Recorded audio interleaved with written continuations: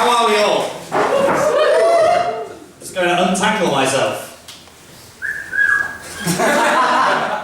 Who was that? Great, well you're in for a show tonight. Let me tell you, and not just a sexy one. Very much. So, are we all looking forward to a night of stand-up? Stand-up? My name is Eddie. I will be your compere for the evening. If you don't know what compere means, that's fine. It's kind of like an au pair.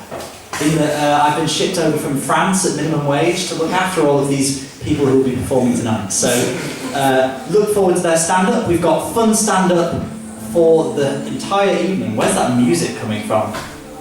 No, it's fine. It's the other room. Okay, so Christmas is coming up. We're looking forward to Christmas. Christmas. Okay, so we're going to build some energy up before the stand-up comes on by getting you to shout some things out. Does that sound okay? Okay, so I'm going to want you to all shout on the count of 3 the best Christmas present you've ever got. Okay? 1, 2, 3. Someone say money. You boring piece of shit. That's awful. Okay, I can't remember what everyone else said because I was so shocked by that. But now let's shout the worst one, and I'll listen this time. Okay? Yeah. Okay. 3, 2, 1. Worst present. Body wash. Body wash? Yeah. Because it's just dropping a hint. Well, I mean, the fact that you don't like it suggests that you're just very smelly in general. So, that's good. What's our favourite bit of the season? Presents? Yeah. Mistletoe. I told you it would be sexy. But there's lots of other exciting things on. Are we looking forward to the general election? Yeah, I know what you mean. This general election feels a bit like when you go into Central and all the good sandwiches are gone. and you've just got to choose between 3 damp sandwiches, all of which will give you the shits. And you just kind of got to weigh it up in your head. You're kind of like, well, I'm allergic to tuna. I don't like coronation chicken. And ham's a bit anti-Semitic.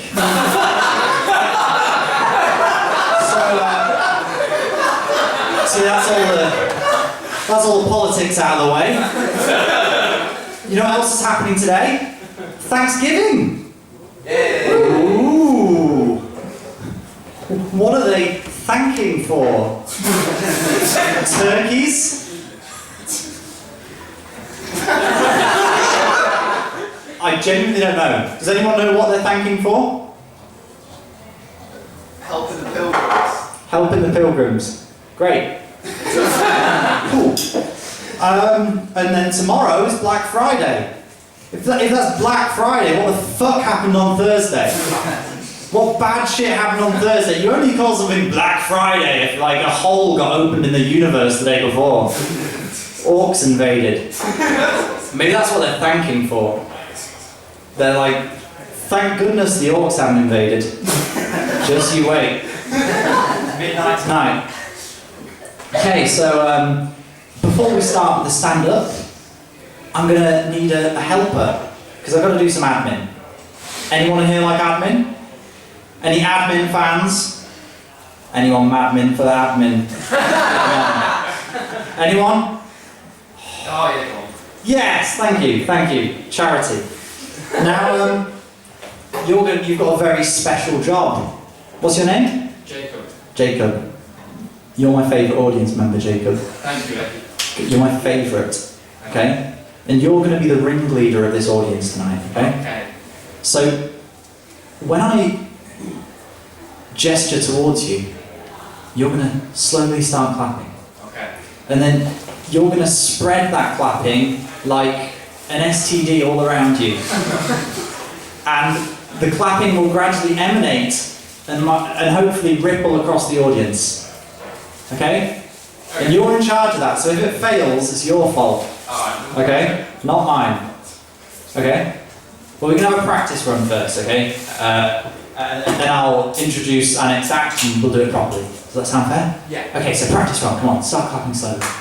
Okay, now come on, gradually it spreads. It spreads out. It spreads out, okay? Now it's everywhere. Keep it down. Okay, so our first act is a lovely man.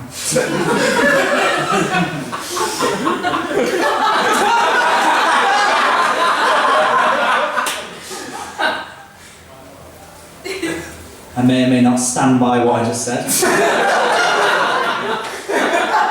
First up, we've got a man by the name of Joe Dodd. So, if you want to start clapping, Jacob, come on. Okay. Come on, it spreads. Oh, we can't wait, can we? Because next up is Joe Dodd. Thanks, Edna. So, how are we doing, Caliban? You guys alright? Good. We've got any creative writing students in? Anyone does creative writing in here? We've got a couple? Well, in that case, I'll just target this joke towards you. Excellent. Why did the chicken cross the road? That's too expositional! Don't tell me! Show me! Come on, guys, that was a pun. It's not my fault you're not on my level. Thing is, I love jokes like that. I really do. But the thing I love most about comedy is the fact that it's got so much variety. You know, different comedians have different styles and they talk about different topics in different ways. And I've been with the Comedy Society for a while now, and I've been trying to find my comedy niche. You know, what do I write about? What's my style? Where do I fit in? Oh, sorry, that last one's just a question I ask myself generally. So I don't have much of an answer. But I've been trying out different things over time just to see what works for me. Like, for example, some comedians focus on current events, what's happening in the world. The trouble is, I just get a bit invested. The arcs are too good, I connect with the characters too strongly. Like, do you guys remember when there was that terrible fire at Notre Dame earlier this year? Hey. Well, I looked at that and I was just like, okay, I'm glad the relics are safe, but has anyone checked Quasimodo's alright? Something happened a couple of weeks ago back in my home county. Are there any other Cumbrians in? Woo! Didn't think so, not many of us make it out. But I was on Cumbria Crack, which interestingly is much cheaper than Colombian crack. It was right there. No, Cumbria Crack's a local news website, so I was scrolling along there and I found a headline that said, "County line drug dealers ordered to stay away from Cumbria." I just thought, it's a bit selfish of Cumbria to solve its drug problems by just shunting them off to other parts of the country. That's like tidying your bedroom by just moving the mess around. Like, you can just imagine a couple of lawyers in Carlisle just, "Oh, this is disgusting, these drug dealers, we should slap them all in prison." Yes, but I've got a mate in Bolton who's throwing a massive party this weekend and he really needs some powder. What, you mean just send them all over there? Yeah, just kick them out, no one will care. Well, I guess it means we won't have to look at them. Also, can I come to that party? Please. I kept reading the article, and it led with a paragraph that basically said that these drug dealers have been hit with court orders that will, and I quote, "severely restrict their opportunities to commit further offences upon their release from prison." Now, first of all, their opportunities were already restricted. They're Cumbrian. But secondly, that sounds like something your headmaster would write on your school report after you came back from being excluded. Your opportunities have been restricted. Surely the point of a court order is to stop the drug ring where it stands, instead of just making them reconsider their career paths and where their skills would be better placed. Like, I didn't know that drug dealing had such strong upward mobility. Our drug dealers sitting down with their kingpins once a week, it's like, "All right, Tony, get in here. Yeah, you want to see me, boss? I'll ask the question, son. You've been a busy kid, Tony. Yeah, they don't call me Tony the Butcher for nothing. No, I guess not. I mean, this CV is frankly outstanding." Well, I'm glad you think so. Oh yeah, seriously, like, let's look at this. On the school council, years 10 to 11, volunteered for school outreach in Africa, winner of the University Essay Prize, president of the Public Speaking Society, 2 years in a row. Seriously, you could take this any way you want to. Well, I'm glad you think so, boss. Oh yeah, racketeering, extortion, distribution. Honestly, the opportunities are endless. Although now I think about it, that's not actually that far-fetched because it's a Cumbrian drug ring, and especially around the area where I grew up, most of your local drug dealers do end up being people you went to school with. or found on LinkedIn. The problem with doing stand-up about the news, though, at least in my case, is that A, the news is really depressing at the moment, and B, I can't honestly be asked to do that much reading, which is awkward because I'm an English student. But anyway, that wasn't going to work. So, another type of comedy I enjoy is when comedians talk about things that annoy them, things that bug them. You know, the comedy that gives a voice to the grammar Nazis and pedants out there. And since I am just such a person, I thought I'd give that sort of comedy a try. I mean, it seems to have quite a wide appeal. Like, anyone in this room, does anyone have any pet peeves? Just little things that piss you off? And please don't give me any serious issues. I know I don't do that sort of comedy. Just shout them out. Any pet peeves you've got? Any little things that annoy you? People walking slowly. People walking slowly. Fuck 'em. Anyone else? Anything else? Anything whatsoever? Anything that annoys you? Push doors, but they have a pull handle. Now, I don't need to call people out. I was in Pete Setter today, and I know exactly what that feels like. This is a remarkably tranquil audience. But I'd say my pet peeve is probably advertising, and specifically pretentious advertising. Like, there were some YouTube ads doing the rounds a few years ago for laptops. I think they were like Apple ads. And they were all the same. You know, there's a girl who's conveniently the exact same age as the target audience. And she's sat in a place you'd never normally use a laptop, like a warehouse or a rainforest. And she's telling you about how awesome this product is. And at the end of one of these ads, the girl summed up the ad with this sentence: "Find what makes you unique, because that's what sets you apart from everyone else." Right. You can't package the definition of a word as a proverb. That would be like having fortune cookie cards that read, "Happiness is the state of being happy." To discover your identity, you must find your distinguishing character or personality as an individual. If you want to find love, you must first score 0 in tennis. Wait a second. Also, not only is it annoying, it's a blatant lie. No one has claimed to be unique because they bought an Apple product since the first iPod was released. You might as well go into a room full of Buddhist monks and tell them all about your new plant-based diet. Clearly, if I did all my stand-up about pet peeves, I'd spend all my time in rage. So that wasn't the way to go either. But another kind of comedy I really like is when comedians talk about just things that happen to them. Like, you know, the old, "Hey, something funny happened to me on my way over here tonight," way of opening a show. Although, I don't think that joke's worked in a couple of generations, mainly because it implies that there were hundreds of comedians driving to their performances with no idea how the show was going to begin until fate dropped a 24-carat joke into their lap. But I do like that sort of comedy, so I thought I'd try it out. So I decided I'd start paying attention to things that happened around me, you know, things I saw and heard. And even if you have no interest in performing comedy, I highly recommend you do that, just for the things you stumble across. Like, for example, in my first year of uni, I was going down in the lift of my accommodation building, and there were 2 guys in the lift when I got on. And, you know, we were going down, and I wasn't listening to their conversation until one of them said this: "Yeah, me and my dad had a very similar experience with a turtle in Portsmouth." Okay. I'm sure that has a reasonable explanation somewhere, like Portsmouth is home to Blue Reef Aquarium, and they have turtles. But this is a comedy gig, so you lot aren't here for reasonable explanations, are you?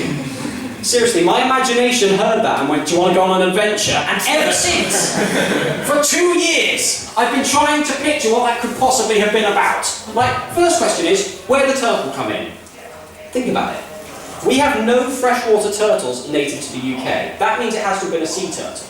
The only sea turtle predictably found in British waters is the leatherback turtle. Here's some stats about leatherback turtles. They can grow to 7 feet long, they are the largest turtles in the world, and the 4th heaviest modern reptile. What position had this guy and his dad gotten into to have any kind of experience with a monster like that? Were they riding on it? Using it as a picnic bench? Playing ping pong? Like, what were they doing with this turtle? And the second, and arguably more important question, what had his mate just said that made him think of that story? Like, literally, I'm ranting because these questions have plagued me for 2 years. Like, what life experience is so weird that it's comparable to a random encounter with a turtle in Portsmouth? Like I said, I wasn't listening into their conversation. It could have been anything. Yeah, my summer holiday was pretty good. How about yours? Oh, it was good, yeah. We saw my uncle in America, that was nice. We went camping in Scotland, and I went to Leicester for the day with my dad. Oh, I love Leicester. What did you get up to? You're not going to believe me. Oh, go on, mate, tell me. Tell me you went to the National Space Centre. No. Well, what did you do then? We played squash against the side of an elephant. Well, that's not that weird, mate. Me and my dad had a very similar experience with a turtle in Portsmouth. Seriously, what happened there? I'd really rather not say. The little guy in the corner's staring at me and I think he's listening. I wasn't really. I've learned not to stare at people when I'm eavesdropping. I've also seen some amazing things and just started looking out for them. Like once, me and my dad, we weren't in Portsmouth. We're driving along, we were going to visit my grandparents. And we were driving through one of those suburban areas that's full of local businesses that all look a bit shit. Like, you know those places where they have signs that are written in fonts you have on your own laptop? Like those hotels in Blackpool that are called things like the Seafront and the Plaza, but they look like porter cabins. That sort of place. And we drove past this one shop, and the sign said in these massive letters, Selfridges. And I thought, this shop is between a chippy and a bargain booze, and it's trying to buy credibility by naming itself after a swanky department store. But that was when I looked closer and realised that there was more writing on that sign. Just a little word next to the big one. Just 2 letters. W-E. We. And then I noticed that Selfridges was spelt with 2 L's. That's right, this business's sign did not say Selfridges, but in fact said, we sell fridges. I have never had my opinion of anything changed so completely, so suddenly. I went from thinking that shop was run by Fagin to thinking it was run by Oscar Wilde.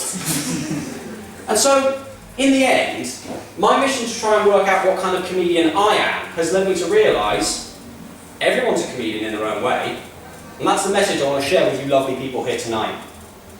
That comedy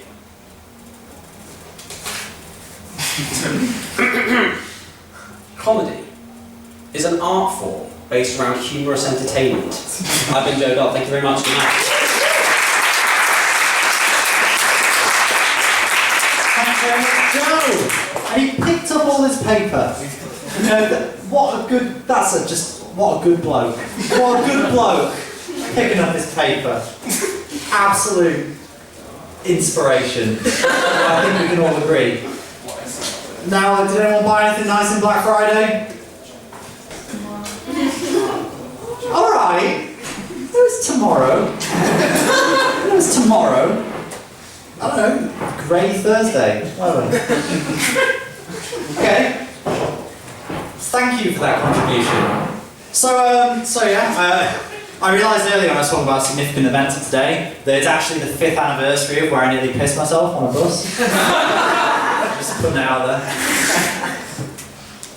That's all you're getting. What? I drink to the story. So your next act. Your next act is going to be very good. Are we looking forward to them? Yeah. So your next act is Harmony. Harmony Hewlett. And what I'm going to need is I'm going to need Jacob to start clapping again. But there's more. I'm going to randomly select a new audience member unless does someone want to be another volunteer? Anyone? Otherwise, it's going to be you, sir. Yes, you, sir. Okay, so Jacob is going to start clapping. And would you mind leading a ho? As in ho ho ho. And the ho and the clap will emanate across the room and will be full of Christmas cheer. Okay? Okay? So 3, 2, 1, come on. Okay, start it off. Okay, come on, everyone. Yes.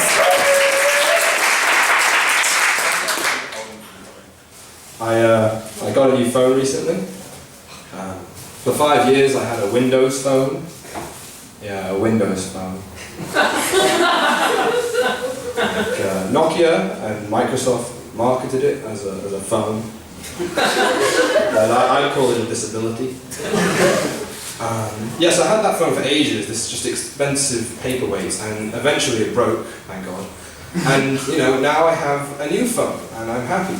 But the problem is, I don't know what to do with it. I don't know how people use phones. I've been 5 years without a real phone, and I don't know how it works.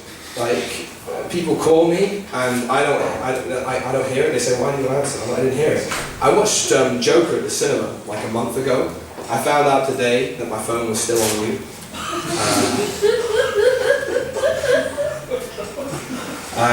Anyway, so I don't know anything about phones. I'm basically a boomer. I have no idea what you kids do with your applications and your doodadarinos and your chat snaps. I'm lost. So I went to my cousin Alicia, and she's 18 years old. She gets a new phone every year and a half, and I was like, so what do I do with this thing? What do I get on it? And she's like, well, you got Instagram. She didn't like that first. And I was like, isn't that the photo thing? I'm not much of a photographer. I don't think I'd be into that. And she said, well, there's more to it than that. All my friends met their boyfriends on Instagram, and all of a sudden I'm like, oh, really?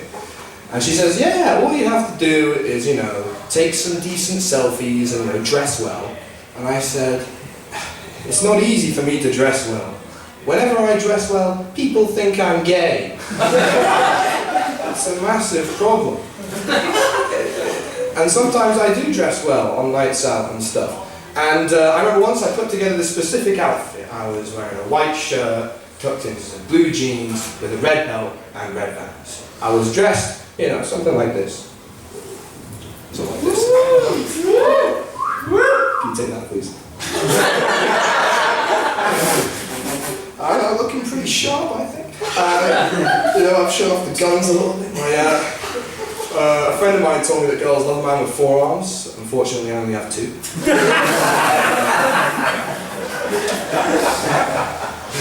Yeah, he did actually say girls like 4 arms. So ever since he said that, I always roll my sleeves. As you can see, I only roll them about halfway. Because I'm not a slut.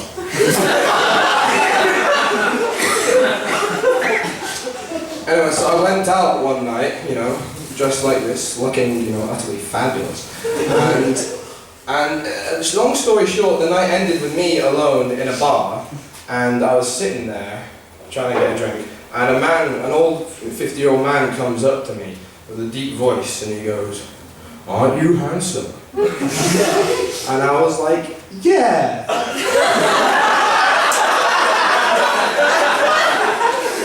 Thank you. I'll be honest, I didn't have much luck with the ladies that night, so receiving compliments from a 50-year-old man was a decent consolation prize. And yeah, he kept going. I kept taking it. Not in accent. He goes, "You're dressed well too." And I said, someone notices. I'll be honest, spoiler alert, this guy was gay. I didn't realise. I just thought he, appreciated beauty or something. I was just like, this guy knows what's good. In hindsight, it was very obvious that he was gay, but I didn't realise. What else did he say? Cool. He went, "You smell nice too. What are you wearing?" And I said, "Oh, this. Not bad. It's something my ex got for me. I think it's Italian, deodorante."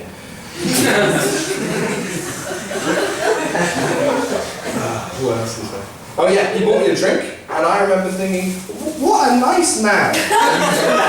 Who just buys someone a drink with no ulterior motives? And then he was a bit drunk, and then what he did is he clapped a heavy hand over my shoulder, he drew me close, and he put his mouth to my ear and he said, "I'd bum you, I would." Which is just the most romantic thing.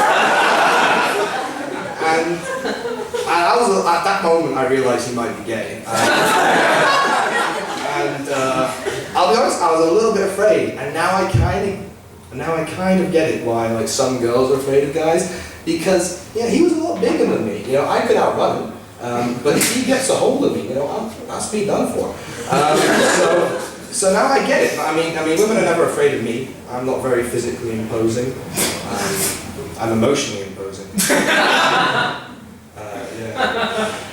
Anyway, Alicia, that's why I can't get Instagram, you see? Because I'd have to dress like shit so they know I'm straight, but then they wouldn't be interested because I'm dressed like shit. So it's a paradox, it just won't work. So Instagram is not for me. Anyway, isn't Instagram just like Facebook with like a photo emphasis? And she says, Facebook? No one uses Facebook anymore. Facebook's for old people. And I said, hey! I use Facebook to talk to my mum. And I do. That's a lie. No, that's the truth.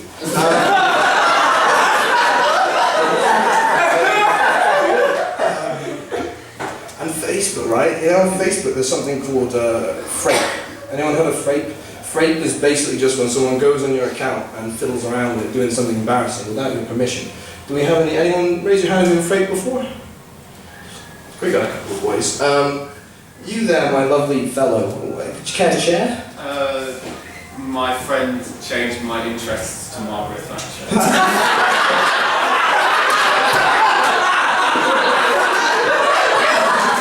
That's a good one. That's subtle as well. Mine wasn't that subtle. A friend of mine got my account, he changed my profile picture to a Nazi swastika. And then I had my teachers on Facebook for some reason, and he started a conversation with my history teacher trying to defend Nazism. To my art teacher, they sent a link to this website called meatspin.com. If you've not seen meatspin.com, it's basically just hypnotic gay porn. And they messaged this girl that I fancied with like a hypersexualized confession of love, which neither of us appreciated. Anyway, that was just an example, that wasn't a joke. Just in case you're worried, it's meant to be a joke. So that's what it is, right? And once it happens once you have something like that happen to you or your friend, or some sort of invasion of privacy, you lock that shit down. You always log off any opportunity, like, no one's messing with me. Except in certain situations. When you're around people you genuinely trust. For me, that was my mum. Now, in fairness, so I'm a busy guy, I'm Facebooking, and I leave because I'm a busy guy and I go to see people. And I'm using my mum's laptop when I'm seeing her, and I leave and I forget to log off because, well, why would anyone care? Why would she care? And she doesn't care. She goes to her laptop, she picks it up, and she wants to use Facebook, but she doesn't realise that I'm logged into Facebook. So she uses Facebook for 3 hours without realising I'm logged in. You know, so she'll chat with her mates. She'll do little posts. She'll comment on her friends' children's photos. Absolutely beautiful. Look at those little adorable princesses. I'm so looking forward to seeing this.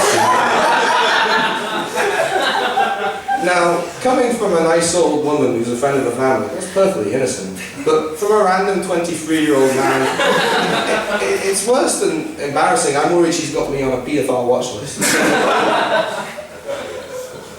But I couldn't be angry at her because it wasn't on purpose. It was an accident. And I was like, and eventually she did start to notice that I was on her thing, and she realised that. My mum, bless her, she's divorced. Well, my parents have divorced me, and she's one of them. Comes a little package. Broken package.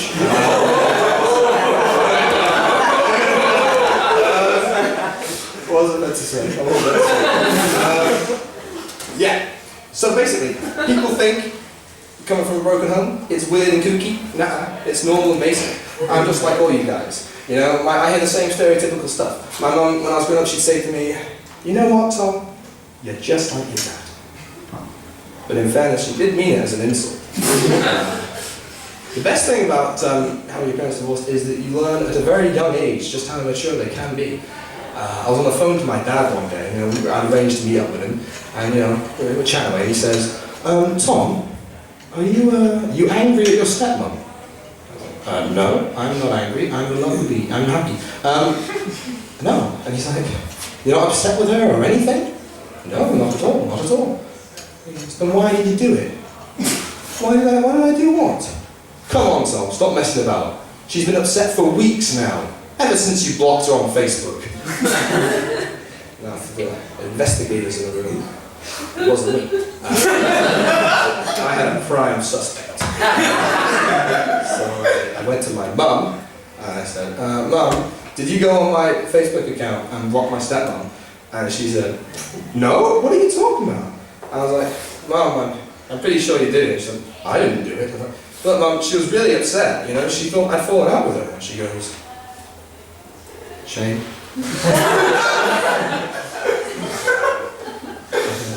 Mum, I know you did it. I don't need an apology. Just don't do it again, okay? And she says, it wasn't me.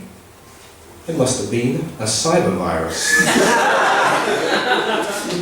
Thank you very much. I'm going to tell you.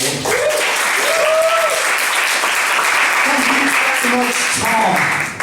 Just hypnotic gay porn. There's a man who doesn't appreciate the nuance of eating.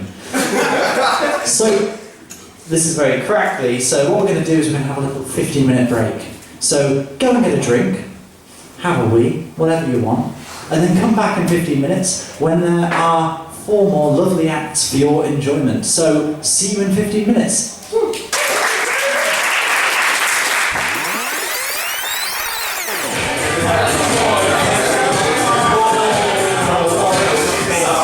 Ladies and gentlemen, please welcome back to the stage, Eddie! Hello. I'm sure you're all very glad to see me again. Thank you.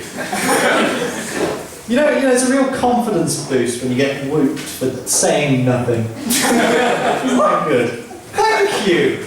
Whoever that was, thank you. God bless you. So I hope you had a good break. I hope you're feeling sufficiently relieved for the stand-up acts still to come. Ooh, indeed. Ooh, indeed. That's right. But first, we've got a bit of a story to finish. It was a cold Black Friday. I wanted a PlayStation 4. I got on the bus. I went to sit down. It was a 2. For all you people who remember what 2s are, it's the bus that answers the question, what if buses were for eternity? I was sat down on the bus waiting for it to go.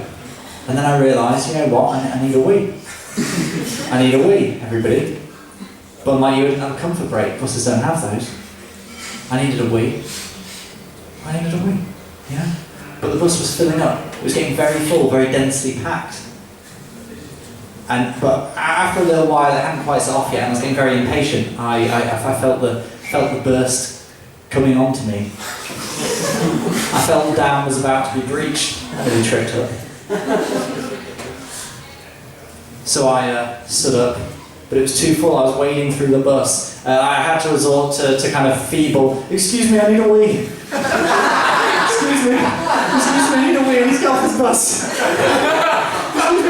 Excuse me, I really need to get off the bus. The bus starts to go, excuse me, driver, can I get off please, I need a wee. He opens the doors and I scuttle off on my merry way. It was more of a yellow Friday, really. There you go. I thought I'd round off with a joke. Here's a joke. It's an edgy joke. A dodecagon walks into a bar. There you go. Thank you, Joe. Very kind.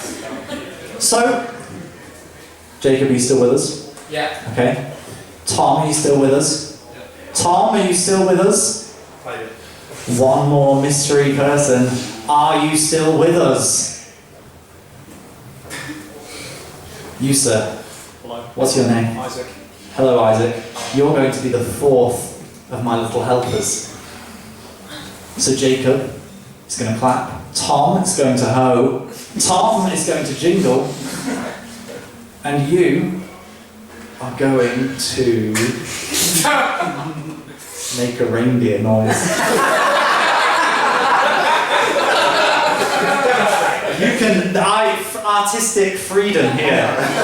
So we were going to have to split the audience a bit. So you're the reindeer posse. you're all hoes, and you're the Jingle Bunch, and you're all clapping. Okay, this is going to be Christmassy, okay? And then I'm going to welcome to the stage our first act, Mr. Jim Huxter, okay? So Jacob, come on. Okay, come on. Let's spread. Okay, come on. Yeah, come on. Yeah, Jingle. Jingle. Jingle. That's not a loud voice. So please welcome to the stage our next act, Mr. Jim Huxter. Hello, I know what you're all thinking. Oh boy, a white guy in a shirt. Yeah, and that's me. It's tucked in, and I've got pit stains too. That makes me a shiny. But I am doing something a bit different today. Half in, half out. Much like the UK for the last 3 years. Was not planning that biting satire. Like I say, I am doing something a bit different. Instead of the traditional stand-up I normally do, I'm actually going to be doing some reading interspersed with a bit of chatting to you, like I'm doing right now, in order to humanise myself and get you all on board with my friendly storyteller vibe. Some of these stories will be short, some will be very, very short. And you might ask, you might be thinking, does this make it okay for him? Does the fact that he's going to be able to read some of the stuff mean that he doesn't have as much to remember? Yes. Does it also mean that if the audience doesn't laugh, that makes it more okay? Also, yes. Because then I can just say that that one was meant to make you think instead. Case in point, here's my first bit of flash fiction. He was starting to forget her face. Fortunately, she always had it with her. Boom! What does that mean? Who can say? I can't. Authors aren't allowed to impose meaning on their work anymore. That's your job. Just let me adjust my sidekick. I often underestimate how tall I am. It's a humble brag. I'm not sure how aloof I understand when doing the stories. We should have planned this before, buddy. Here we go. Okay, now we're officially a double act. We're officially working in unison. So that was my first story. Here's my second story, similarly short. I'll let you impose meaning on this. Alexa, call Mum, Sophie demanded, before gasping as she felt her phone vibrate in her pocket. Ha! So random. Or was it? That brings me to my first longer monologue of this set. And this is a monologue I like to call Spike. My daughter found a hedgehog in the garden yesterday. It hurt its foot. Next door's cat probably had a go at it. She named it Spike. I suggested calling it Spot, because no one would expect that.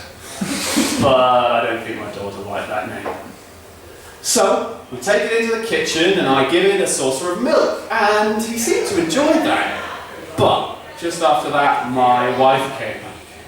Oh no, you can't give hedgehogs milk, she said. It's bad for their stomach. Great job, Dad, I think to myself. Sure enough, I take a closer look and see that its stomach has expanded a bit. The milk must not have agreed with him, I suppose. He keeps getting bigger, but he doesn't seem too bothered. My wife takes our daughter to her bedroom. She shouldn't have to see this. The hedgehog has now expanded to fill the entire kitchen. I told my wife and daughter to get out of the house and run, but I'm trapped behind the counter. Now its spikes are digging into me, pinning me to the wall like a medieval painting of a man in hell howling in pain. So, milk's bad for hedgehogs. Who knew? Let's go down with it, like the tone of what I'm about to say, because I'm thinking these next stories are sad. That's the theme. See, I've always liked creative writing, except for a period of a few years, which began, this is really distracting, sod it, I don't need my gesticulation hand. I'm not at home in my bedroom.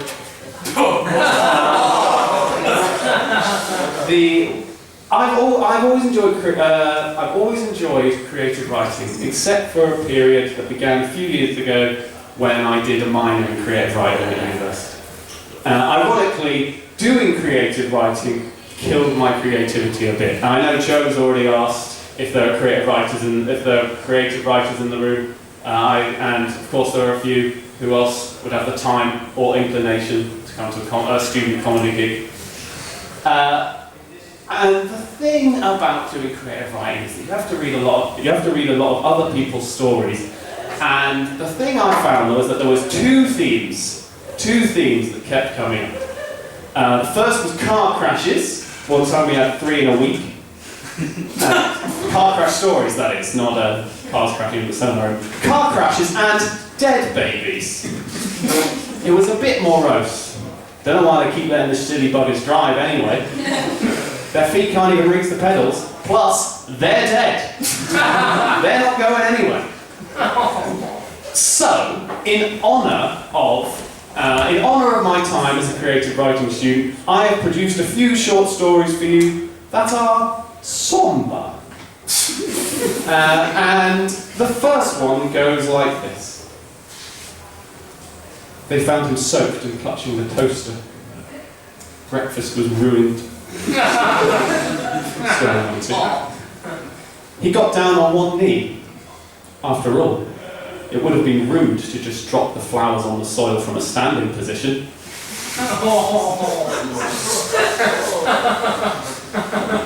It was time to face facts.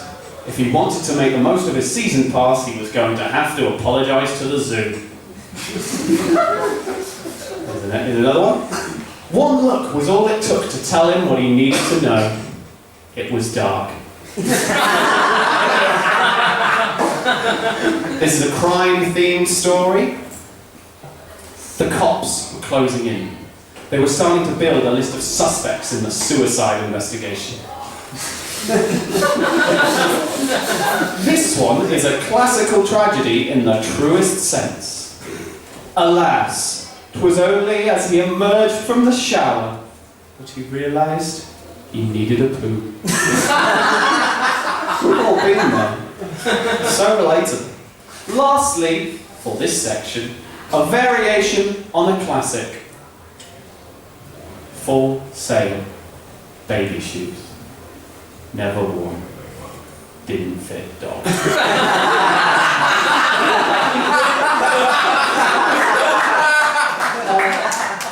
theme. Thank you. A theme that I've always been interested in my work, if you can call it that, in my oeuvre, if you're not, is themes of aging and youth. I don't know why. Perhaps by writing about aging, I hope that I might somehow control it, and then perhaps conquer it. And besides, after all, isn't writing a story kind of like living a life anyway? Makes you think. Thanks. I'm pretty proud of that metaphor. I think it's going to go a long way. Anyway, before we all die, here's a monologue based around the theme of aging and what it's like to be a kid. It's called Dog for reasons that will become apparent. I really want to get a dog more than anything. I know that I'd be a great owner. I know everything you need to do. But Mum says that I can't have a dog because I can't look after a goldfish. But where's the logic in that, Mum? A dog wouldn't have died if I'd walked it around the park. That story's called Dog. There are no double meanings. It was about dogs. This next section of micro stories I have dubbed Sexy and Dangerous, because I needed a theme to fit the rest of the stories I've written into. And once you hear them, I'm sure you will all agree that these all tangentially fit one or both of those themes. Okay, here we go. Sexy and Dangerous, number 1. Hang on, I've changed the order around. Very, very exciting. I meant to do this seamlessly so you wouldn't notice. That didn't work out though, obviously. So here we go. This is a sexy one, just in case you don't pick up on it. There may be a north-south divide, said Nate to the Bristolian bombshell with a nudge, but mathematically, that means there's also a south-east multiply, if you know what I mean. Piss off, Nathan. Being from Kent doesn't make you sexy. Sexy was the theme of that one. Oh wow, it would have been more convenient if I'd memorised these, wouldn't it? Wouldn't have to mess around with paper. Here's a dangerous story. The man with the blunderbuss stalked his way through the bush. Well, I can't remember, this is a dangerous story. The man with the blunderbuss stalked his way through the bush in search of his prey, the legendary white lion. Suddenly, he heard a twig snap and then a roar as the beast pounced at him. So, he thought, the hunter has become the huntee. He meant hunted. Dangerous! Another one. Would you like to come in for some coffee? She asked, salaciously. Maybe. Do you have syrups? He replied, sheepish.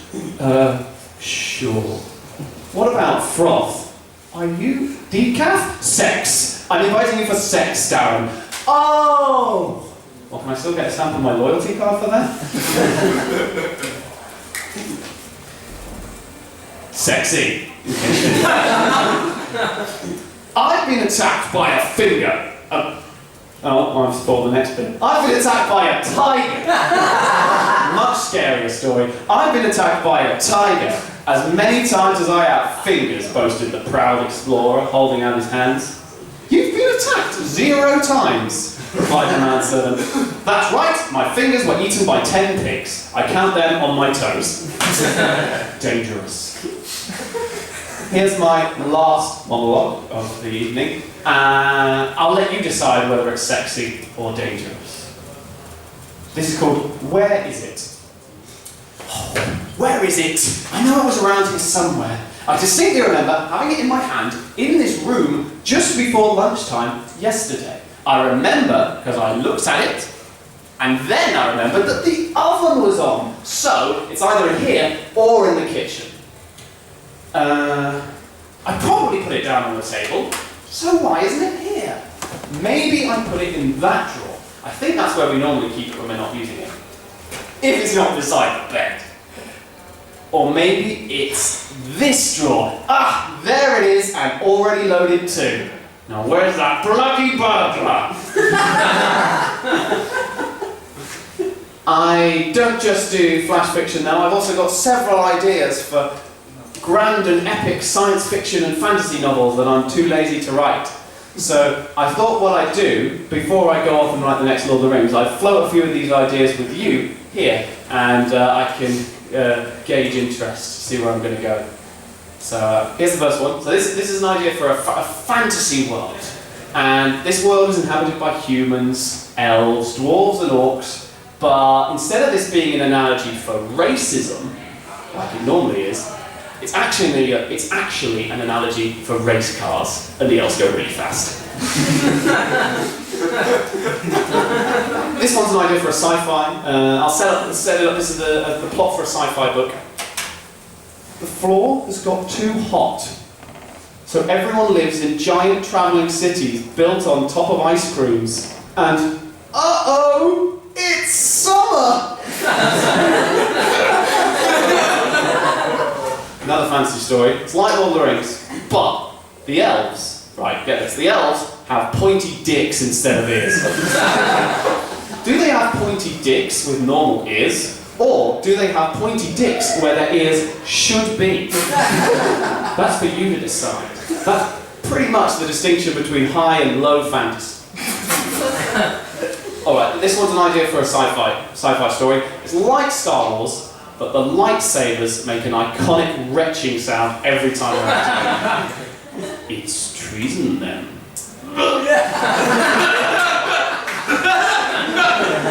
Master Skywalker, there are too many of them. What are we going to do? Look, Qui-Gon, it's Darth Maul.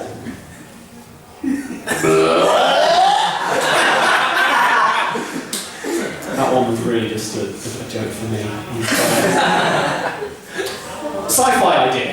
Drone president? Fantasy idea. Orc president? This is one I'm going to float for. I'm going to send to Charlie Brooker because I think this dystopian story is really a goer. Google Maps drive a little van through everyone's bodies and they put the photos on Street View. Wouldn't that just be so prescient? Sci-fi story idea. An experiment with a radical new drug on a lab monkey goes horribly wrong and the monkey dies. The end.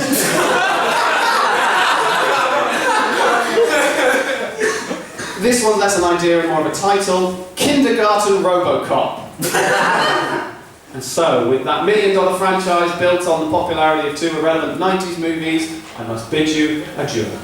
But all that it remains for me to say is to give you some passing words. There are 2 kinds of people in this world. Those who can count.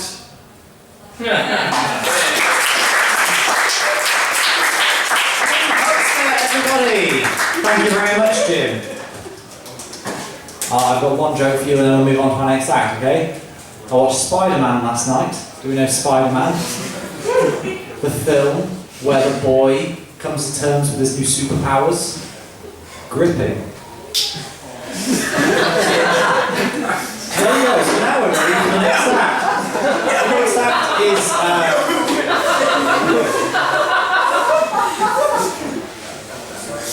So the next act is Jon Lee. And I think sadly we've lost our jingler. So we're going to have a new jingler. Why don't you... Do you want a jingle? Yeah, I'll jingle. What's your name? Ollie. Okay, Ollie, you're our new jingler. Thank you. Okay, so we're going to go anarchy this time. So when they'll all start at once, just do whatever you feel like. Are you a hoe, are you a jingler? You decide. Okay? So why don't we start with a slow... Come on, okay. Okay, come on. Now the hoes and jingles, come on, where are you?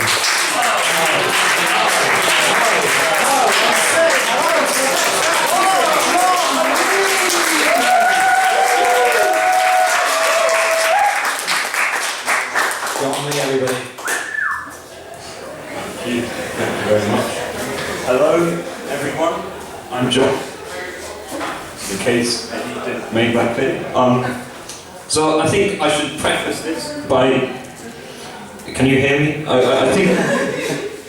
think I should preface. I think I should. Sorry. I think I should preface this by saying this set is sort of a set of isolated jokes that I've sort of put together, kind of like the human centipede, but with more fun and less excrement. Well, you know, there might be a bit of excrement. We'll see.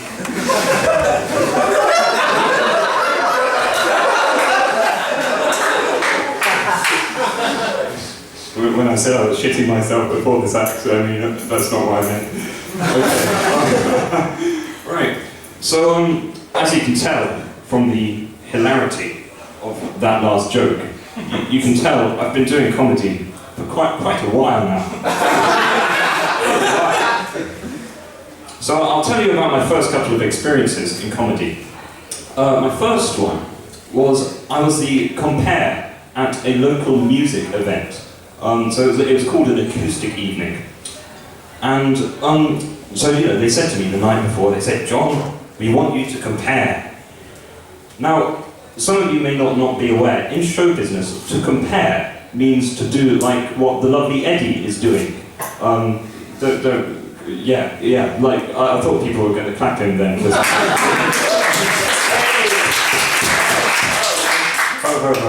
I'm not insulting you. No. Yeah, like what Eddie is doing. So you warm up the act, you warm up everything, you tell a few jokes, get the audience going, and you introduce each new act.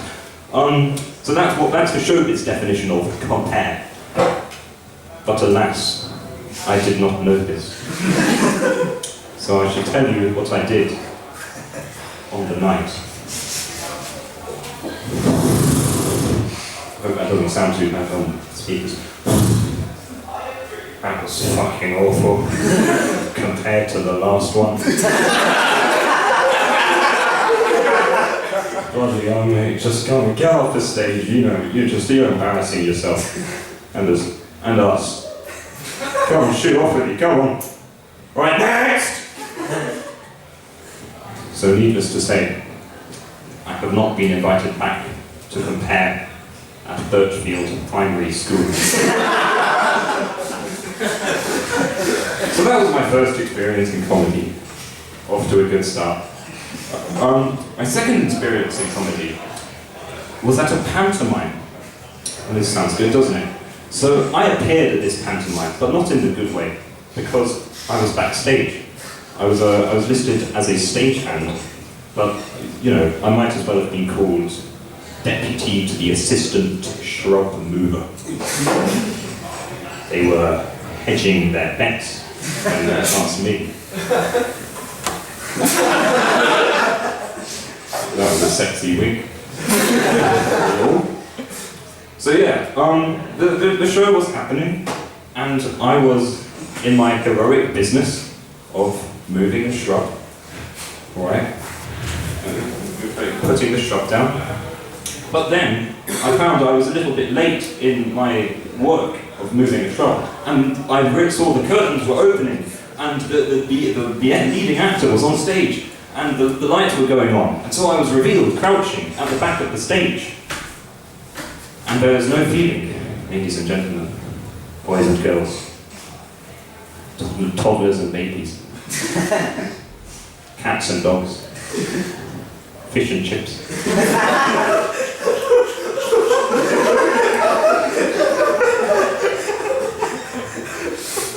This could go on, but it won't. There is no feeling quite like it when an 8-year-old boy stands up in the full pantomime spirit and goes, "He's behind you!" pointing at me. At which point, I had to hastily say, in the full pantomime spirit, "Oh, fuck off, Billy!"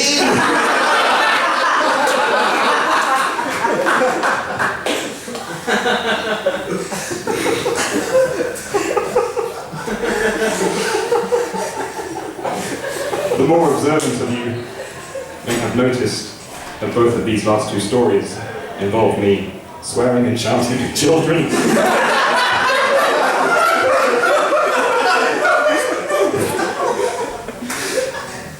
So this sounds like a good time to move on to university, because university is a bit of a pantomime, isn't it? So travelling up to university, I'm sure we can all remember when we travelled up to university, right? Yeah? You always, when you're packing, you always lose something, don't you? You always lose something. Like your mind. But I lost, ladies and gentlemen, boys and girls, cats and dogs, cats, fish and later. I lost something more important than my mind. I lost, wait for it, I lost, now, a lot of you might be expecting me to go, I lost my virginity. Bad news, mate.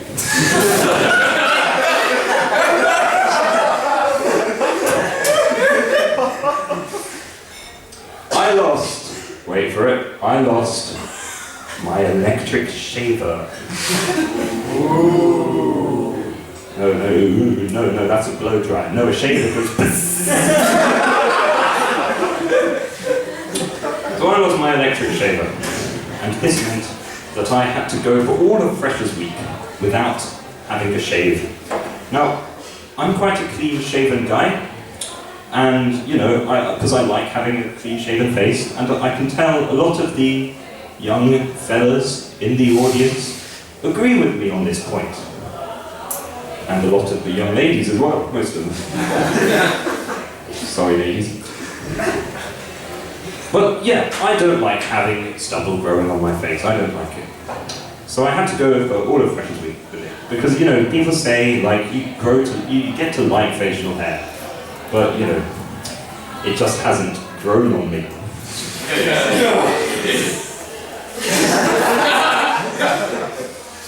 So yeah, I had to go the whole of Freshers Week without having a shave. And by the end of Freshers Week, I wasn't feeling so fresh. So I was absolutely itching for a shave, literally. And at the end of it, on the Sunday of Freshers Week, I was in the room of my flatmate from across the hall. Let's call him Brad. So I was in Brad's room, and I spotted on the mantelpiece his electric shaver. And when I saw it, my eyes lit up.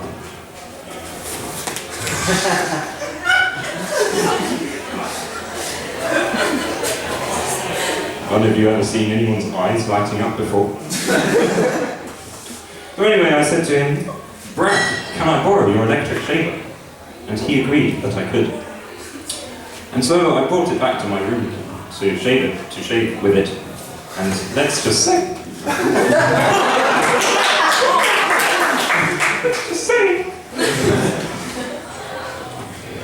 Let's just say I was thank you for laughing at my pubescent state, sir. I have a full pubis of hair, I will let you know. Well, actually, you know, that kind of contradicts the story that I'm, telling, doesn't it? Anyway. So I brought the shaver back to my room, and I was, very excited to have my first shave in a week. I guess you could say I was buzzing. And, so I proceed to absolutely go to town on this shaver. Or, I guess the shaver went to town on me, I guess. Or I went to town on myself. But anyway, I was shaving when came a knock at the door. And at this point in the set, I'm afraid I'm going to have to do my impression of a northern accent that has been met with a slightly critical reception from my peers. The descriptions of it range from fucking shit to really quite offensive. But my favourite one so far was, that's a really great Jamaican accent. So the knock came at the door and I said, oh yes, what is it? It was Brad. And Brad said, wait for it, hey John, I just thought you should know, before you use that razor, I do use it to shave my balls.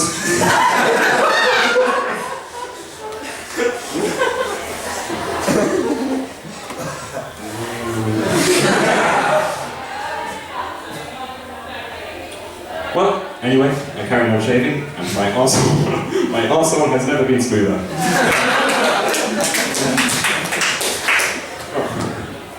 Well, believe it or not, that was not actually the craziest thing to happen at Freshers Week.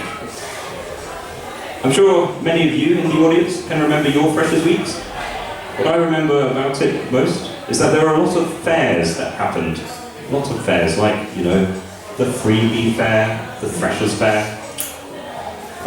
In fact, just the other day, I saw on a big monitor, I saw an advertisement, and it said in two big bold words, the words, Law Fair. And I thought to myself, well, it's bloody well supposed to be, isn't it?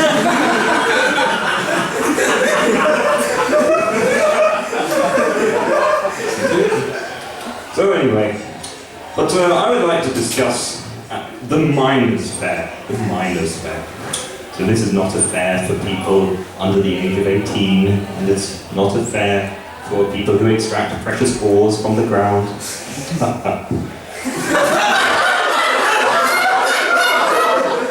That was one of my teeth touching the microphone. Yeah. So it wasn't a combination of the two, like it would have been in Victorian times, or in several countries today. Bit of politics. No. It was a fair where, all the subjects advertised themselves for you to take as your minor subject. So as all the subjects, all the departments have a great big banner and a stall with a very glossy banner and people handing out very glossy pamphlets telling you why you should take their subject. So you got psychology, glorious, English, glorious. Except for one. For there was one stall which did not have a big glossy banner. It did not have somebody handing out glossy pamphlets. No. Instead, it just had an A4 sheet of paper with the name of the subject scrawled across it in black Sharpie. And this piece of paper was being brandished by a lady who could not have been a day under 90. And she was brandishing it as though it were a gift from God.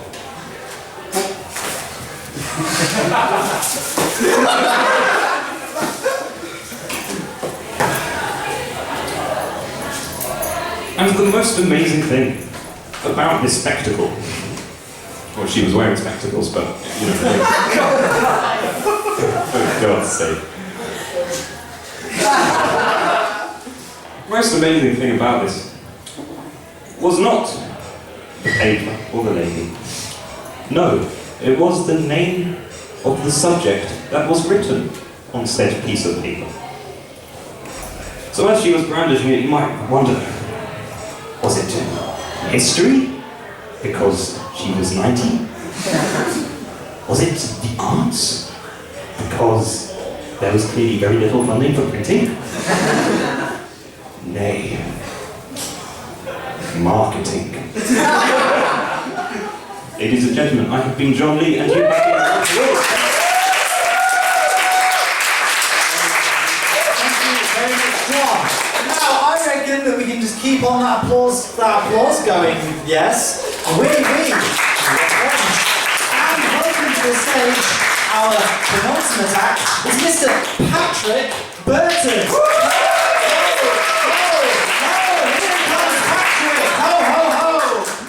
Merry Christmas to you too, Eddie. Nice, hello everybody. Are you all doing alright? That's great. Yes, as Jim has marvellously observed, I'm just another white guy in a shirt, but I've got some beer, so that makes me unique. I hope I'm doing a mustache though. Alcoholism is attractive. Anyway, a lot of what people tell me in comedy is that it's got to be relatable, People have to see themselves in you. It has to be a shared experience, a shared story. And I've not been doing too great at this in my past few sets, so I'm going out of my way to really work on that. So it's just a story, just an ordinary story of something I did the other day. Okay. Hope you enjoy it. So I was on a gondola in Venice the other day, right?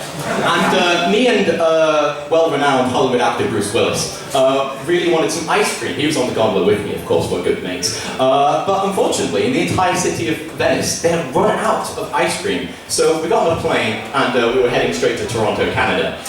So me and my good friend, well-renowned Hollywood actor Bruce Willis, were in this plane when, unfortunately, some space monkeys with laser beams shot it from outer space. And it crashed into the mountains of Saint-Massif in France.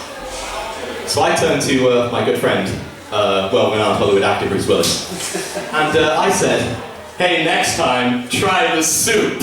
Yeah.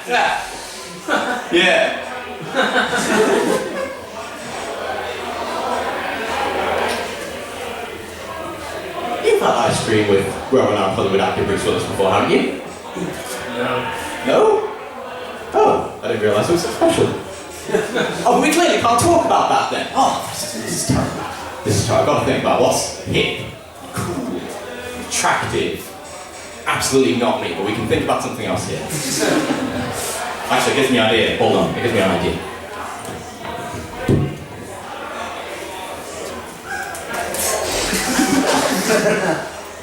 Oh shit. Yeah, so I've got an idea. We can save this set. You sir, right there, in the crew t-shirt, selling out to the Students' Union. What is your name? Cam. Cam? Yes. Cam. Right, okay, well Cam, ladies and gentlemen, looks like he has never had sex before in his entire life. And in that regard, we are the same. So this gives us common ground something to talk about. So now we can kick this off in earnest, right? Now here's the thing about me and sex, you know. I often feel like I am your average football fan, let's say. You know, I watch a lot of it on TV. But there is absolutely no way that I could get involved at a professional or even an amateur level. I'm just not that good. There's no gateway for me in that regard. Now, of course, from the revelation you have just had a few moments ago, you might be tempted to call me a virgin. Now, you would be wrong, you see, because only women can be virgins. Because virginity is a concept that was introduced by a corrupt patriarchal system in order to subjugate women and make them feel like shit. That's not a joke. I'm just woke.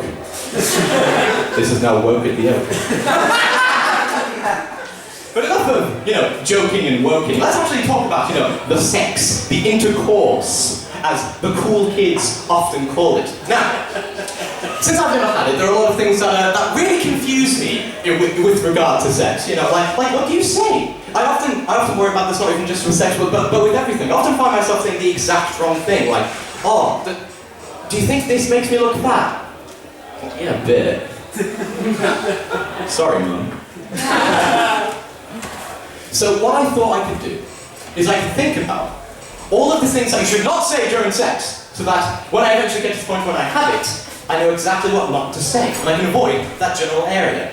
So I've been thinking, I've been brainstorming, I've been researching, I've got it. I found the least sexy word in the English language. I don't know about other languages, don't know about French, no, but I mean French is le langue du fuck. But this is a very powerful word. I'm going to share it with you now. This word, the least sexy word in the English language? Yeah.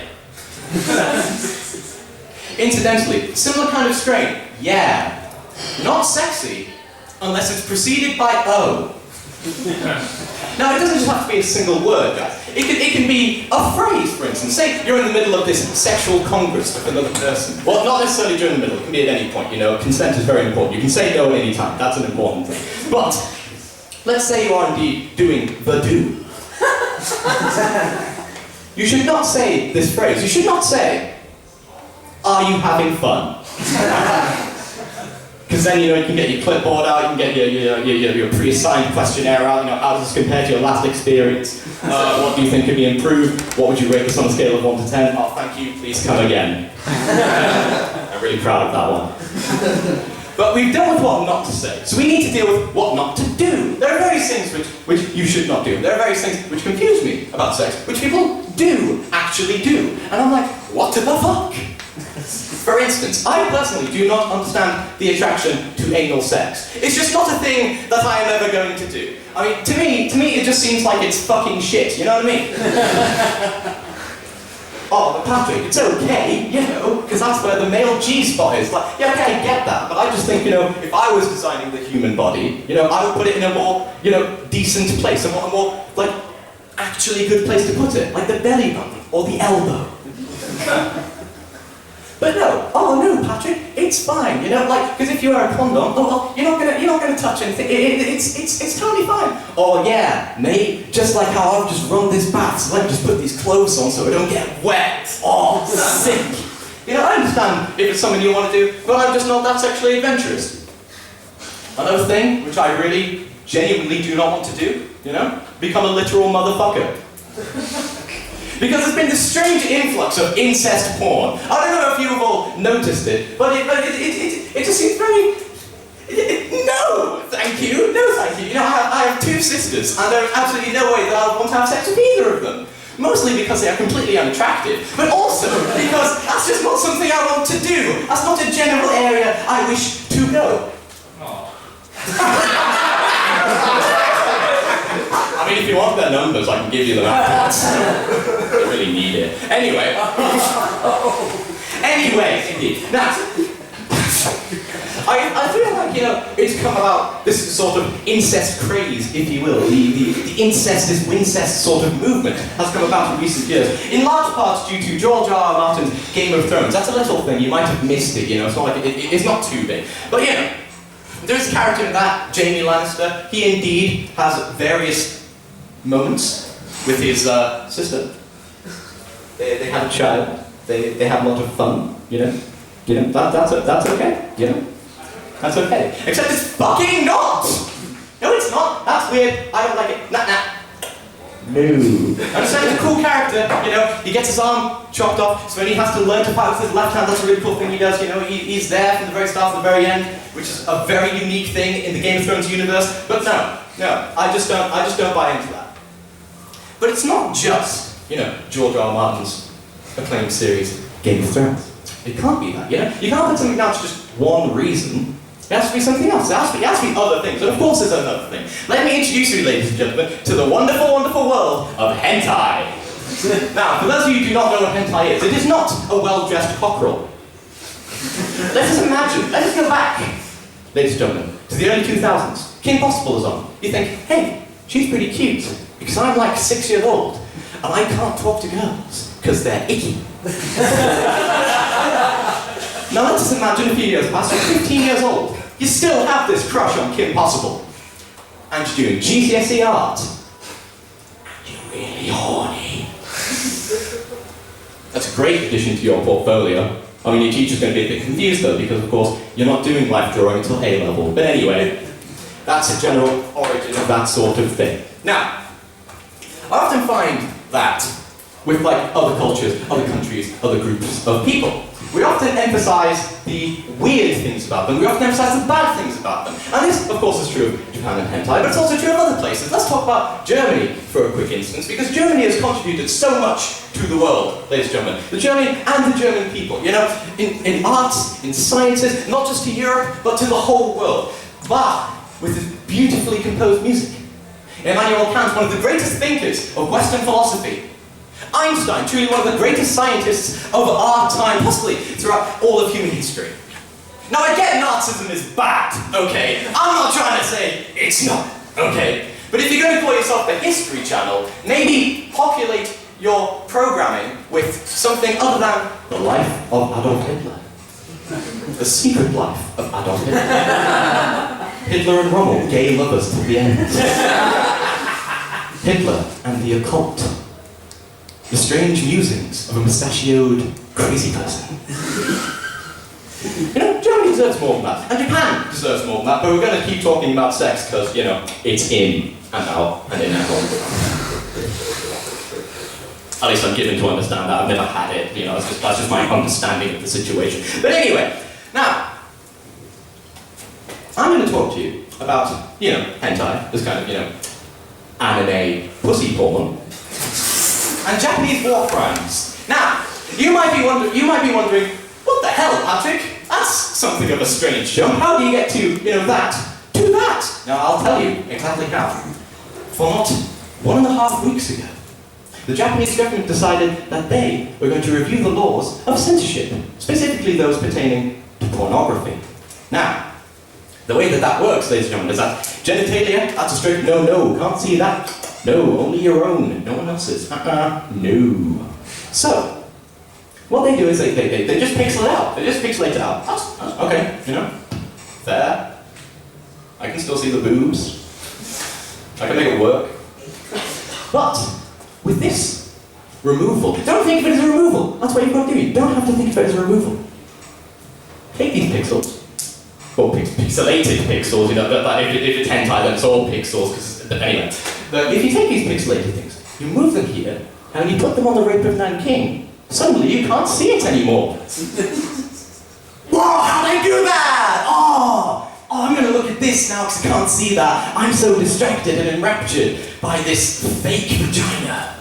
Ooh, and it's incredible, you know, Japan's looming debt crisis, Prime Minister Abe's abysmal approval ratings don't matter anymore because we can all watch porn. Now I'm going to leave you, ladies and gentlemen, with this just like, you know, kind of closing thing, you know. Clearly I'm a very disturbed person. There are a lot of things which confuse me about the coitus. But I do hope that eventually, you know, when it does come time to, you know, to let that happen, and I'm with someone who I really care about, who I really trust, and ready to be intimate with, that I'll know exactly what to say. Yep. Thank you very much. I've been Patrick Burton. Country school, stay in touch, liberating Hong Kong, revolution in our times. Thank you, Patrick. Now, I believe the next act might require some setup, is that correct? Yeah. So I'll tell a couple of jokes while they do that. So, I went on holiday yesterday to Timbuktu. Not as good as Timbuk 1. Miles better than Timbuk Origins. I was playing a game on my computer, and there was a bug that made the characters' shoes fall off. Naturally, I had to reboot. I don't have a third joke. I thought 2 would be enough. So what we're going to do is we're going to sort out the admin. So, where's Jacob? He's behind you! Hey Joe, Yeah. you're our new clapper. Okay? And our jingler's gone too. Well, shit. Excuse me, sir. Do you want to be our new hoe man? No, our hoe man's still here. You're our new jingler. You're our hoe. And is our next act almost ready? Okay. So we'll start clapping, and I'll introduce our final act, Fred Bloy. Okay? So, how about our clapper starts clapping? Slowly. Yes. Slowly. Okay. Now introduce the hoe. Okay, come on, this side is the hoe. Slow. Now the jingler is joining. Yes! Clap! Clap! Clap! To the next act!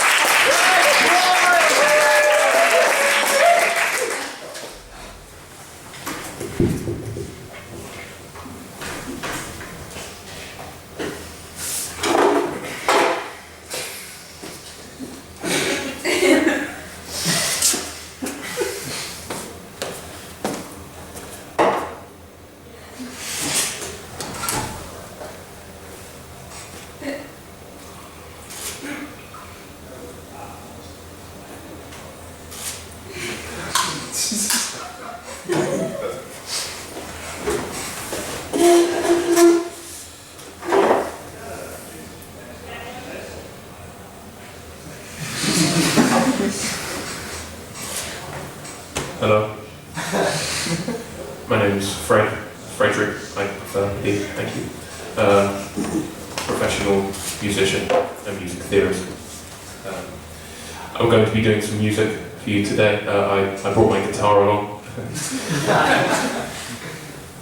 But before we get into sort of anything serious, I thought it'd be best if I sort of help out the mood a bit. I haven't properly experimented with any of the songs on this yet. I don't know if they're going to be any good.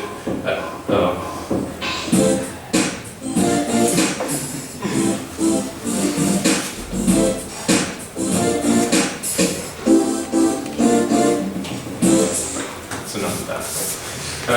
I'll do it myself.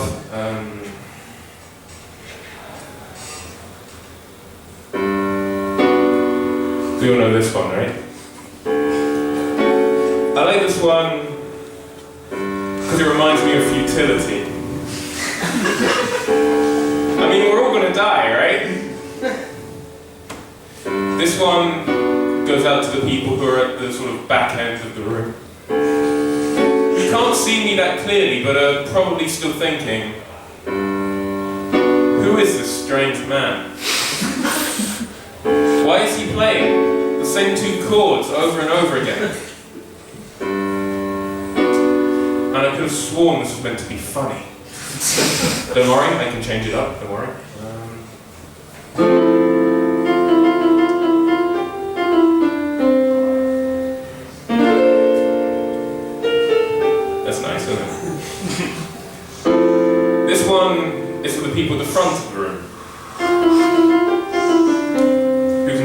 clearly, and are naturally so completely in love. I mean, if I wanted to evoke it more clearly, I am going to. I mean, I could have done.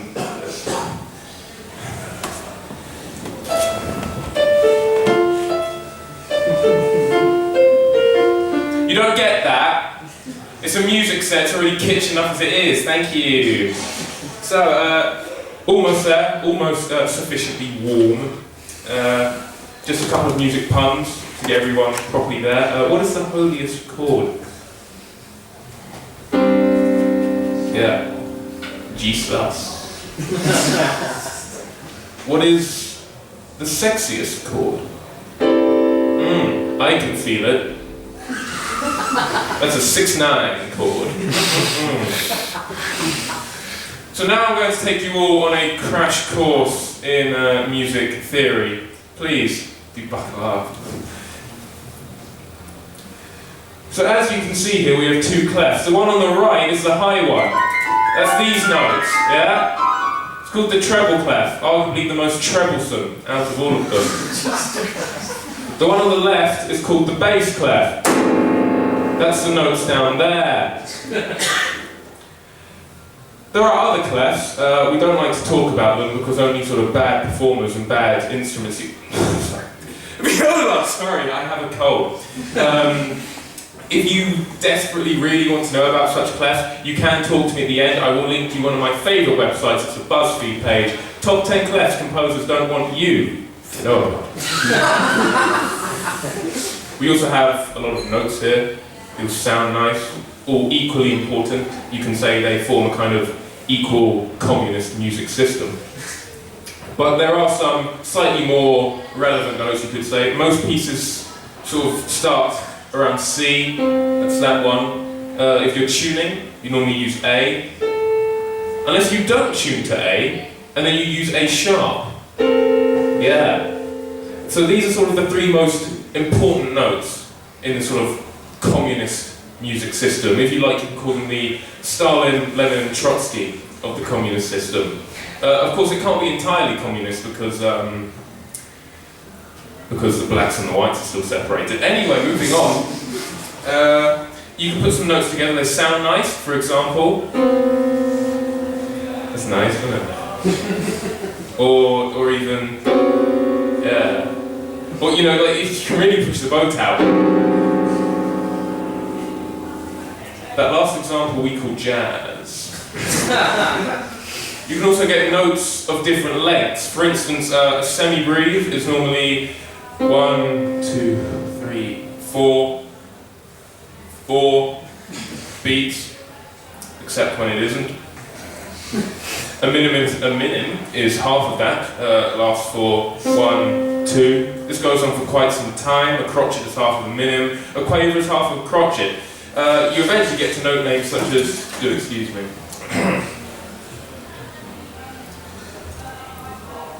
The demi, semi, hemi, demi, semi-quaver, which is half of a semi, hemi, demi, semi-quaver. Do write that one down, you may find it useful. Then we move on to musical symbols. Right now, this one could be an apostrophe, it could be a comma. You miss. Apostrophe or comma, which one? Comma. You're wrong, both are wrong, you're an idiot. It's a trick question. God, you're stupid. No, it's a breath mark. In case you forget to breathe. Next one, please. Counting to 5 has never been so difficult. Now, these don't necessarily mean anything traditional in the English language. They are just related to volume. For example, MP does not stand for Member of Parliament here. No. It kind of just means a meh. Loudness. Meh. Meh. Meh. Quiet. Quieter. Don't even bother. Again, these also don't mean anything. For instance, MF does not mean Member of Parliament. No. MF again is just kind of sort of a meh, dynamic, meh. Meh. Loud. Loud. Louder. Louder. Again, don't even bother. This one means be loud and then don't.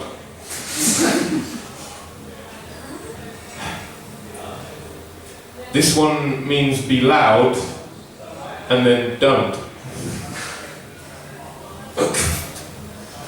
That means suddenly. If you see it, it's already too late.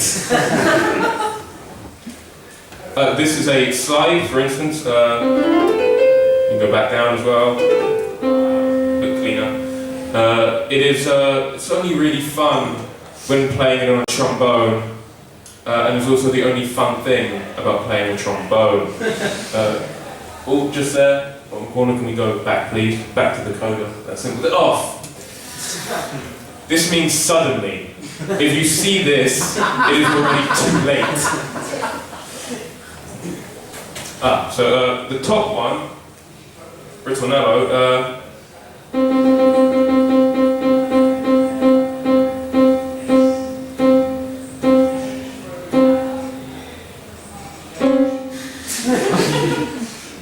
and then the bottom one,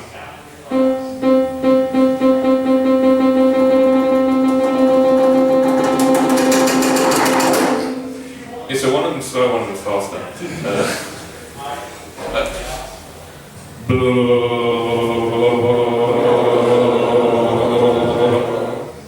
Thank you. In that one moment, I've established authority over this entire room. It's wonderful. These are sort of bars of rest when you're not playing. The one in the top corner means you're not important. The one in the bottom corner means you're really not important. Why were you even hired to perform? Je suis a musical nerd. It's an accent. And this you'll find at the end of a piece. It sort of means just stop. Just stop.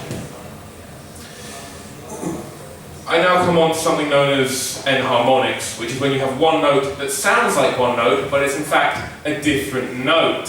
I can hear it because I'm trained and intelligent. You can't hear it because you're not trained and really stupid. So, for instance, this is a C sharp. And this is a D flat. Oh, so they're the same thing. No! No, they are not! Don't ever call them the same thing! You sicken me! Some instruments also transpose. For instance, a D on some trumpets is the same as an A on some saxophones. It's the same as C. Regular. Communist C. And I was thinking about enharmonics a lot recently, and it sort of inspired me to write a song about them. And I called this song the When You Think Things Are the Same, but Are in Fact Not song. I'm going to play it for you now. Hope you enjoy.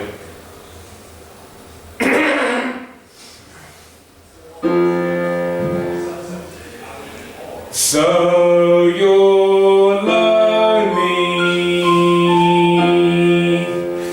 you want a special new homie,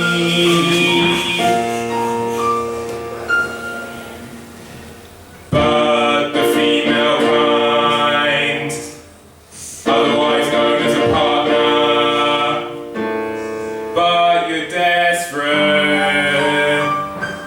So what do? You go online, you just can't help it, but it all seems rather shady. But you liked her profile, next thing you know, you're getting married in style. And then we come to the tradition of the wedding night. Oh, but goodness me, boy, are you in for a surprise? Because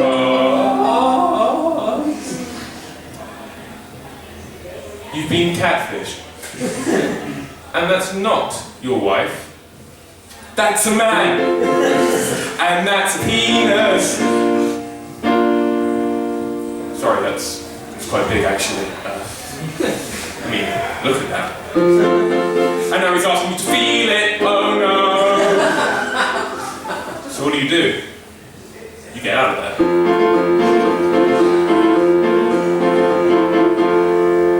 So you run down to the lobby of the big hotel. You see the reception. You're gonna raise from hell. You tell the man behind the counter that your wife is a man. You seem disgusted. Not going to plans, so you're a homophobe. No, you don't like gays. No, that's not what I meant. We can't have that here, sir. No, take your stuff and good day, sir. Good day, sir. So you have to leave again.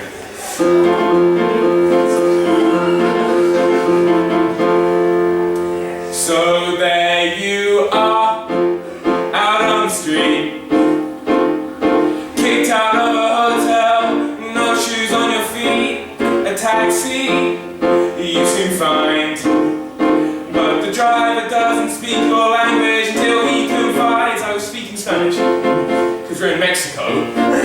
How the hell are we in Mexico? I was only in an English hotel a few minutes ago, then he pulls out a gun! Turns out he's not a taxi driver. He's a smuggler. You don't believe alive. Oh no, 12 tons of love.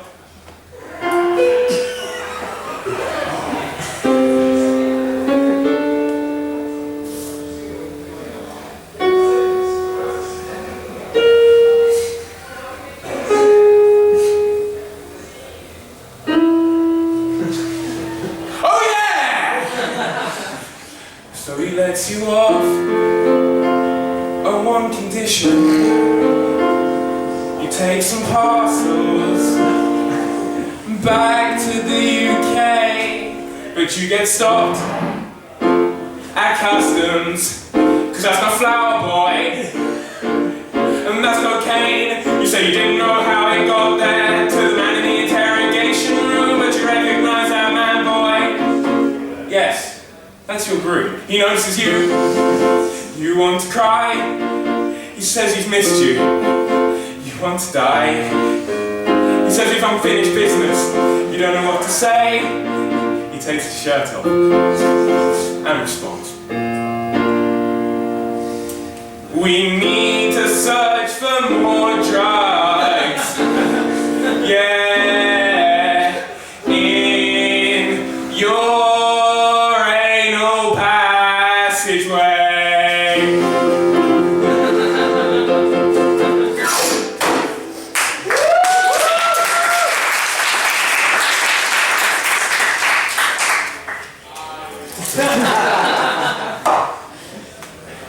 I've been Frederick Bloy. Just stop.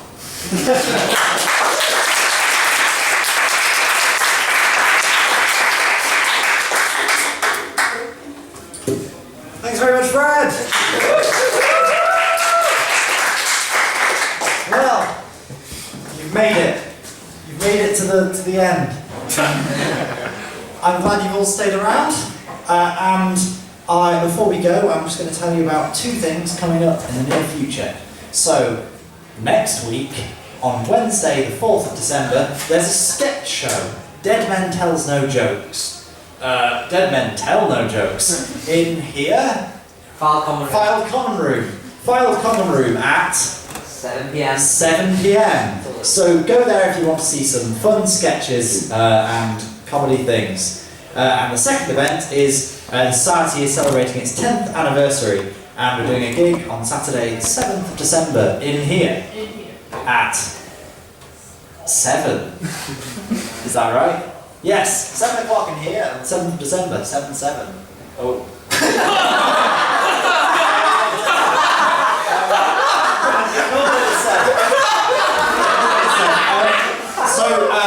Thank you for being here. Can we just have a round of applause for our Joe Dodd, Harmony Hewlett, Tom